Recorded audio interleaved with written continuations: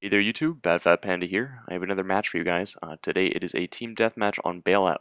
And yeah, I don't really play team deathmatch that often, but I seem to have gotten two team deathmatches in a row that I've put out on my Tuesday commentaries. So may not get team deathmatch again for a while, so savor it while it lasts. I know a lot of you guys like it, but I do get requests for various game types, and I decide to post those a bit more regularly than team deathmatch. But here I'm playing with a sub of mine, and we're going in and wrecking people in Bailout.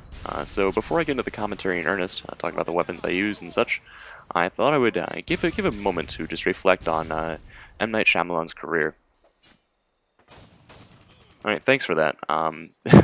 It's sort of a shame that he went out with this horrible flop of Airbender. Over $100 million budget film. It was a kids movie, which usually, even if they don't do well, they usually make some cash. Unfortunately, that really didn't.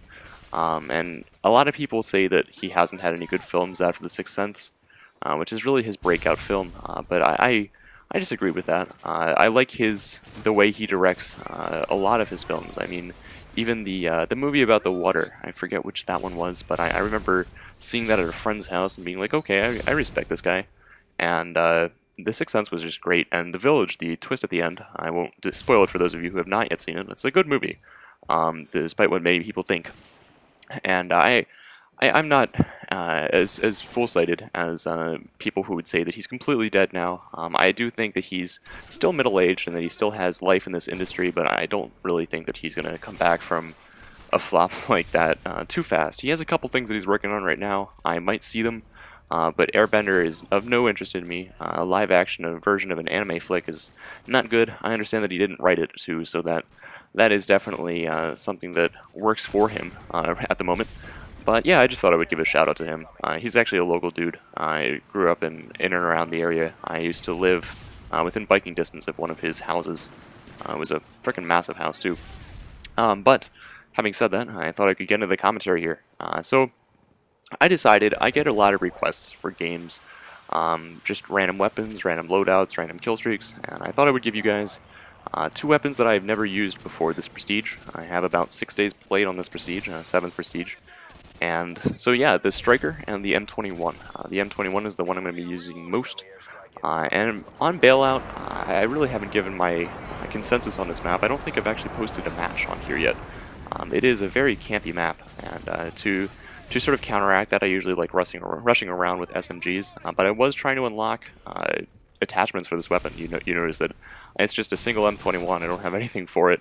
I am using Scavenger, Stopping Power, and I believe Ninja.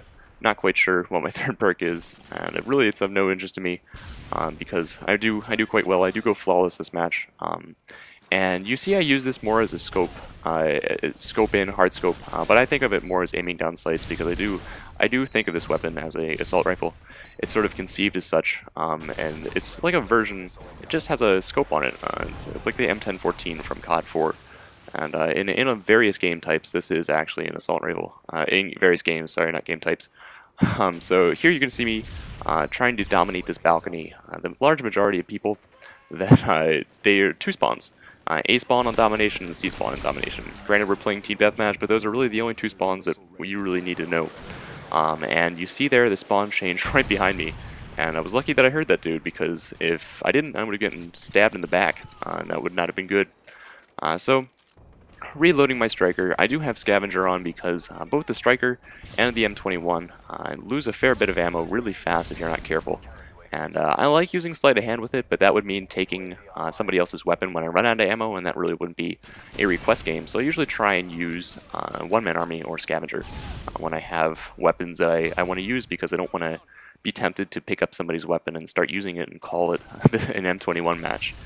So I can't really get many FMJ kills here, and I'm just trying to get the rest of my kill streaks. I just need one more for my Harrier strike, and then four more after my Harrier strike for my AC-130, which I'm running this match. Tend to run either 5-7-11 or 7-9-11 when I play Team Deathmatch, and if I don't get it, then too bad, but if I do get it, chances are I have an uploadable game.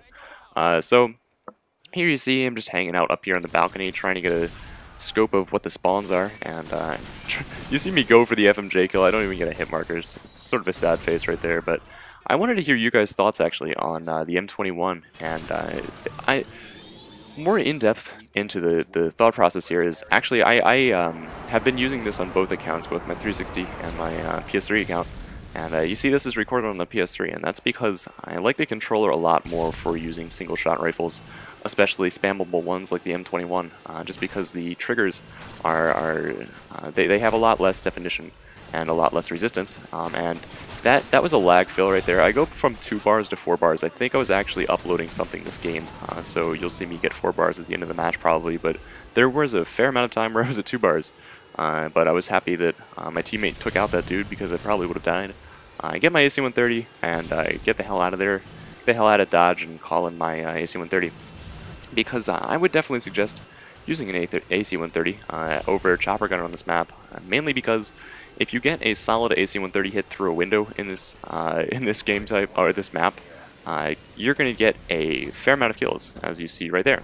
But if you use a chopper gunner, you really have to aim right, and you have to rely on the fact that the chopper gunner pilot will be somewhat knowledgeable as where the spawns are and such, which I never rely on the chopper gunner that much, so I usually use AC-130s instead. And on this map, with the amount of open space and the amount of buildings, it's lean toward buildings, so I highly recommend AC-130s for any map like that. And you see me start doing some work here, and yeah, it's closing up pretty fast. We have a lot of good people on the team. And yeah, so I wanted to hear your thoughts really on the difference between the PS3 and Xbox controllers, which one you like better.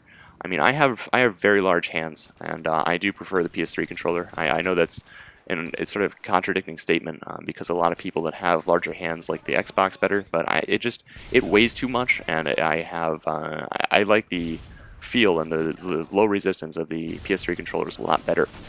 But that's just my opinion. If you guys could I don't know, write in the comment section what you think. I would greatly appreciate it, and I will definitely read them. As for me, peace out. I enjoy the rest of your week and your weekend, and I will hope to see you soon. See you later. Bye. Have fun. Oh, and also, check out Cage the Elephant. It's a great album, self-titled album. My friend recommended it. Great.